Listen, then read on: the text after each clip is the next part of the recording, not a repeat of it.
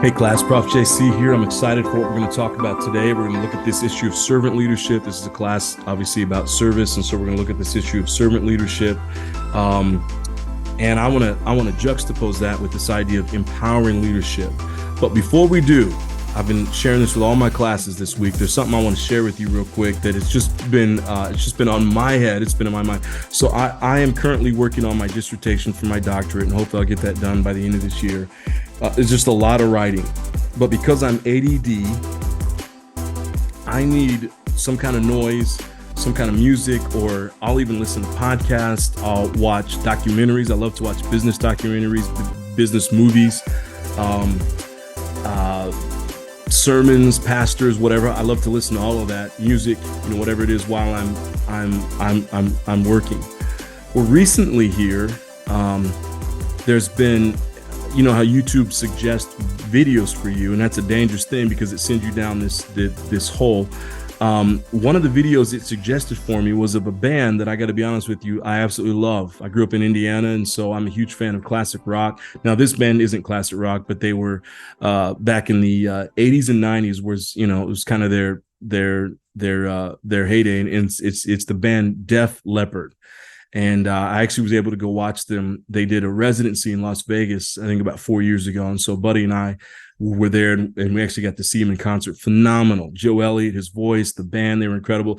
Even had the chance to meet Phil Collin in the lobby, who's one of the guitarists and vocalists, and then Rick Allen, the Thunder God, I think is what they call him. Incredible drummer. And just here's the thing, they were really nice people too. That's what got me, is as famous as they are, as long as they've been around, as successful as they've been, they're probably listed on every rating as one of the top 10, at least top 20 rock bands of all time. And they're just very cool people. So anyway, maybe it's because I've been listening to them. It's summertime, and so it's kind of that time of year to listen to a group like Def Leppard. But it came up on my YouTube. So I spent the other day, I sat down, I think it was Saturday, and I just wrote all day. I was writing all day. And so I had these videos going of Def Leppard. And so I probably didn't get as much of my dissertation done as I should have, but it was fun to watch these videos.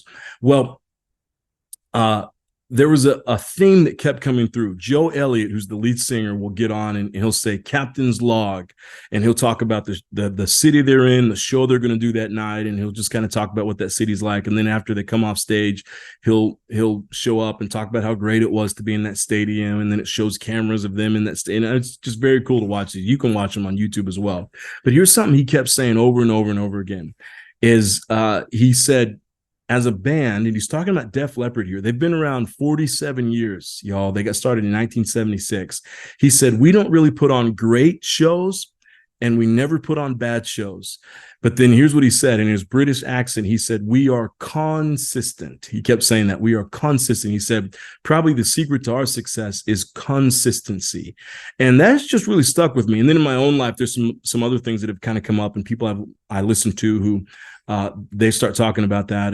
But when I hear anybody who's done anything for 4 decades, almost 5 decades, I'm going to listen to them when they talk about what makes them successful. And so for Joe Elliott of Def Leppard, it's not about being great all the time. It's not about you're trying to go out there and impress people every single time, but really, as he would state, it's about just being consistent.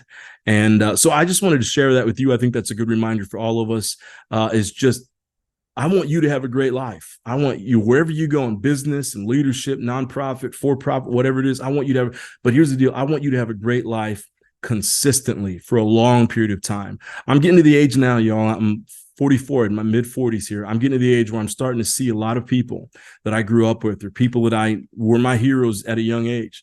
And they're not ending well. They're making mistakes, or they're finding out now in their 40s that they were on the wrong track. So now they're having to start all the way over again. And I realize that some of that's a part of life, and sometimes that happens. But my hope for you is that you get on a path and you stay there and you just remain consistent. as Joe Elliott would say. Okay, so I'm going to give that to you for free. Now I want to jump in and I want to talk about this idea of servant leadership, and I want to juxtapose it with what I'm going to give my life to, and it's spreading the message of empowering leadership. Okay, servant leadership is great, and I think it was a great start, but really it's all about empowering leadership. So let's read a little bit about servant leadership, then I want to tell you why I think empowering leadership is the direction you need to go. While servant leadership is a time, so I've got this article here from, I don't know what website this is. I think it's just from the Greenleaf Center for Servant Leadership. And it says this, so Robert K. Greenleaf, I'm getting ready to mention this. He's the one who brought up this term servant leadership. And we needed it because when he brought it up, I think it was in the 70s, it was such a top-down form of leadership. And it was all about, being the top dog, and all the answers had to come from the top. So he introduced a new thought. But again, I have something that I think will, if I can say it, trump servant leadership.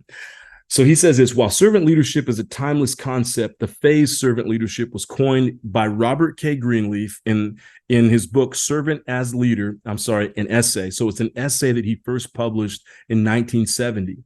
In the essay, Greenleaf stated the following: the servant leader is servant first. Now that's probably an argument I have there, but let me just read through this and I'll kind of share this with you. It begins with the natural feeling that one wants to serve first. Then conscious choice brings one to aspire to lead. That person is sharply different from one who is leader first. Perhaps because the need to assuage an unusual power drive or to acquire material possessions, the leader first and the servant first are two extreme types. Between them are shadings and blends that are part of the infinite variety of human nature. The difference manifests itself in the care taken by the servant first to make sure that other people's priorities, that other people's highest priority needs are being served. The best test and difficult to administer is, do those served grow as persons? Do they, while being served, become healthier, wiser, freer, more autonomous, more likely themselves to become servants? And what is the effect on the least privileged in society? Will they benefit or at least not be further deprived? A servant leader focuses primarily on the growth and well-being of people and the communities to which they belong, while traditional leadership generally involves the accumulation and exercise of power by one at the top of the pyramid. Servant leadership is different. The servant leader shares power, but puts the needs of others first and helps people develop and perform as highly as possible. All this is great. All of this is great. I'm not here to say that servant leadership is a bad form of leadership at all, but I would push back and I would say this. Servant leadership versus what I'm going to give the rest of my life to sharing which is the message of empowering leadership. And we'll talk about that here in just a second. Servant leadership still has the leader as the key component in that leadership philosophy. Okay. And here's what else it talks about. It talks about the person who begins as a servant first, where in their mindset, they're saying, I just want to be a servant. And then somehow leadership falls upon them. That's wonderful. That's great. It rarely happens. I have studied leadership. It's what I do, right? My title is Associate Professor of Leadership. I study this. I read about leadership. I'm one of the lucky few, I think, to have the dream job. I'm consistently studying leaders all the time, and I love to do it. Very few leaders who are great leaders, incredible leaders, impactful leaders, effective leaders. Very few of these leaders start off at their home saying, I just want to serve. I just want to be a servant. It doesn't happen. Many of these people at some point, were driven early on. They were in sports. They were the captain of the team. They were very successful in what they did in high school. They were successful what they did in college. They ran for student body president. You see a lot of that. Student body vice president. From early age, they had this vision to transform and to see the world change. I don't think there's anything wrong with that. I think it's okay to be ambitious. Now, we got to be careful. And this is a whole nother conversation that we could have at some other point, but narcissism, if we're not careful, abounds in people who lead, right?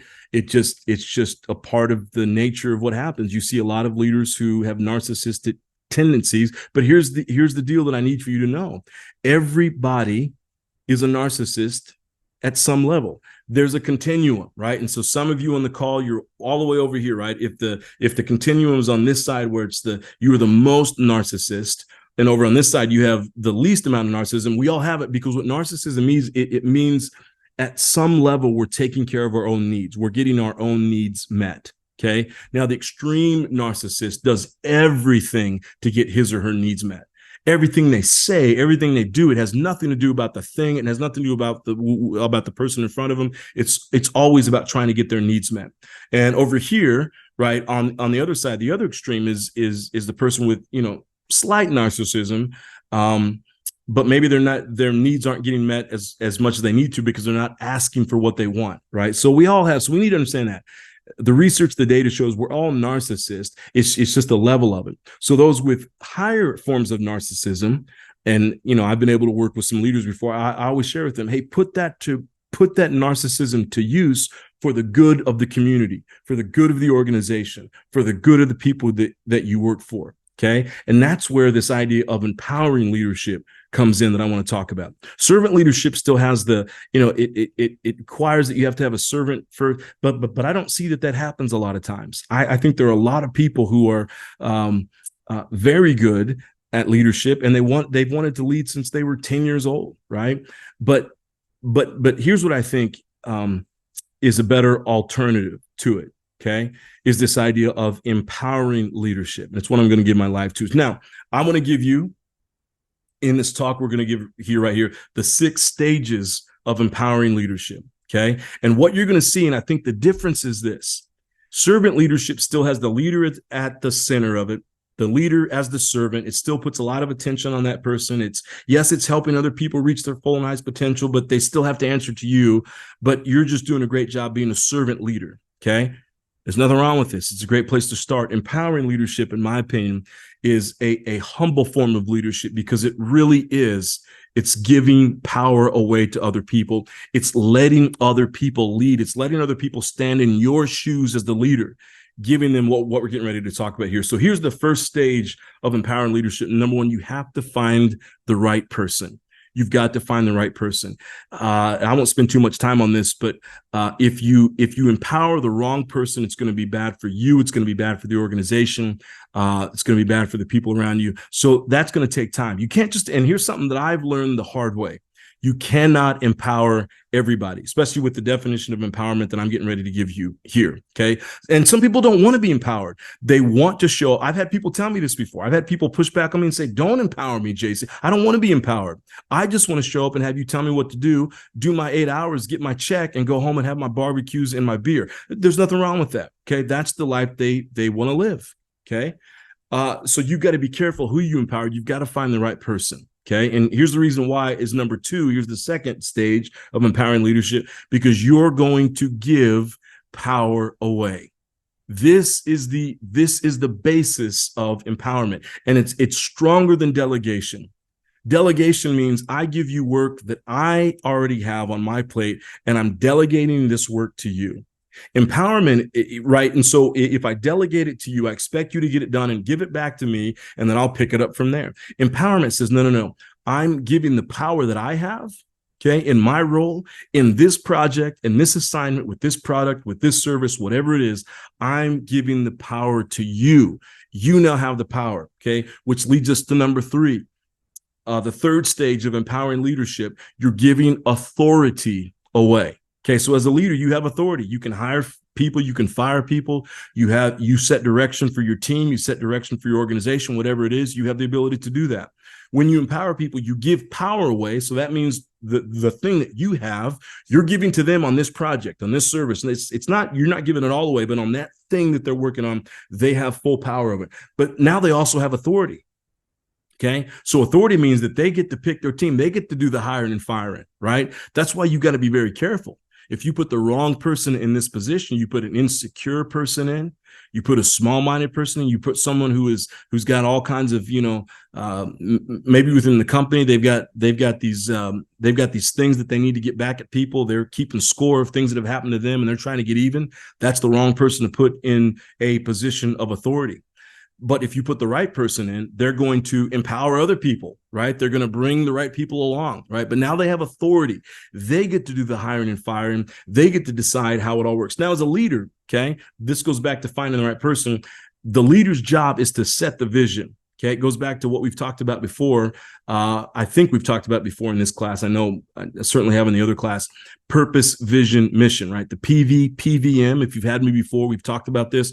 Principles, values, purpose, vision, mission, everything should be defined on those, right? Once you have that down, life gets easier. Once you have that down, the organization gets easier. Leadership gets easier, right? Because you know where you're going. So the leader definitely gets to set the vision, definitely gets to share the purpose and say, here's where you need to end up. But then you give power away, you give authority away. Then number 4 is this. Here's the 4th stage. You give responsibility away. And here's what this means. When you give responsibility away, it means they get to decide exactly how they're going to get there. Okay. You've given the purpose. Well, the purpose is already stated. That's organizational. You've shared the vision for whatever that project is. Now they get to set the mission for it. Okay. That's the responsibility aspect. They get to decide A through Z, whatever those steps are. Here's how we're going to get from point A to point Z. It's like if you're taking a trip from San Diego to New York City, if you empower someone to make that happen, you're basically saying, hey, we need to get to New York City by August 15th. Now, you decide between now and then how we're going to make that happen. Are we going to fly? Are we going to take a bus? Are we going to drive? Are we going to go straight there? Are we going to go see the countryside? Do we need to leave 3 weeks early? Do we need to leave a day early because we're just going to fly? They get to decide how that works. That's giving responsibility away, which then leads into the next thing, okay, which is really important. And this is something that I missed in my time of leadership. This is something I had to learn. But not only do you give responsibility away, you also give accountability away. And here's what I mean by that. I was really great at empowering people. I love to do it. I love to see the talents that people have. It excites me to see people, and I could share stories about this, about times I've done this before, and to watch people really rise into their full and highest potential. That's always exciting. But then one of the things I struggle with is that I would be hesitant to hold people accountable. And so maybe things didn't happen the way they needed to happen, or maybe the vision didn't go the way it needed. And the accountability piece was difficult for me. And I remember I had a boss who called me in, and there was an event that I was in charge of, and I empowered somebody else in the event, and the event did not go the way it should have gone. Because what I did was empower this person, but I didn't hold them accountable. And by that, I didn't have if the event was 8 weeks away, I didn't say, hey, every week you and I are just going to meet for 15 minutes. And I'm just going to ask you questions, you'll answer, and we'll just make sure that we're on track and moving towards the vision, right? I empowered this person and said, go for it. And I'll see you at the event. And I got to the event, and it was there's a word for it I'm not going to use on this podcast, but it was not a good show. Okay. And that's all I'm going to put it. And so then I got called in from my boss. Hey, what happened? And I just shared, well, I'm empowered. I try to do my job, my empower. And I'd shared with him before that here's what I'm going to do. And I believe in empowerment. It raises up people, lifts up leaders and all this stuff. And he said, hey, I love that, JC, I love that you have that kind of a mindset to do that. But here's the deal. When you empower people, you also have to hold people accountable. And that's, a lot of times we've given that name kind of a bad rap in our society, holding people accountable. But it just means that you're meeting with them. Now, as trust is earned, somebody works with you 2, 3, 4, 5 years, and you've held them accountable through that time. And now you know the work they do. Now, at some point, you can say 5 years later, hey, here's the vision. Go make it happen. I'll see you at the event. Right? I'll see you at the product launch. I'll see you when we, open the service up to the public. Whatever, because now they've earned that trust. But when trust hasn't been earned yet, you've got to hold them accountable. But then here's my favorite, the very last one. Okay. You've got to also give the credit away. You've got to give the credit away. So in addition to the 5 things that I just listed, you've got to give credit away. This is where some leaders struggle. Maybe they do empower. Maybe they give, all these other things away that we just talked about. But then when it comes down to it, when it gets down to it, and the thing, especially if it's turned out well, right? Then they show up and they stand there and they take credit for the job that somebody else has done. You cannot do that. Part of empowerment, again, because I think empowerment is the strongest form of leadership, because it's so deeply ingrained in humility, because you're putting the attention on other people. You're helping other people succeed. Okay. You're helping them thrive. And so in that, right, you also now you got to give the credit away and say, when your boss comes up and says, hey, JC, great job on that. You say, hey, you know what, thanks so much, but it was so-and-so over here. So-and-so did the work. They put on all, they put in all the time.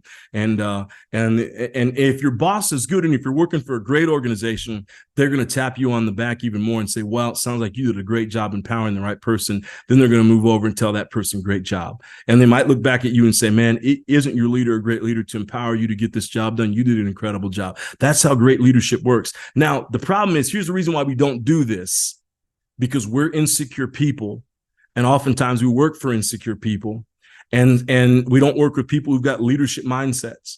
So what we fear, and I've seen this happen in organizations before, I've seen it happen.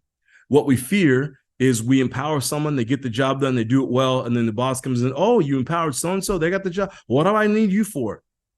Right? So I'm just going to get rid of you and hire this person. I'm going to put this person in your job and we're going to get rid of you. Right? I've actually seen this happen before, which makes people scared to do this kind of stuff. I want to encourage you, don't be that kind of leader. Do not be that kind of leader. Be the kind of leader who empowers your people, gives credit away, and you build a culture where this is, where you're talking to everyone. Every leader, every manager needs to know these 6 steps, these 6 stages. And then your job as a leader is to make sure, are these people living according to these 6 stages, empowering people? So here's what I want you to do. Okay. Here are the questions I want you to answer. I want you to go back to the freebie that we talked about. What is the one thing that that Joe Elliott said is responsible for Def Leppard's long-term success, right? It's one word. What's that word? And then I want you to list out, what are the 6 stages of empowering leadership? Okay. So just list them out.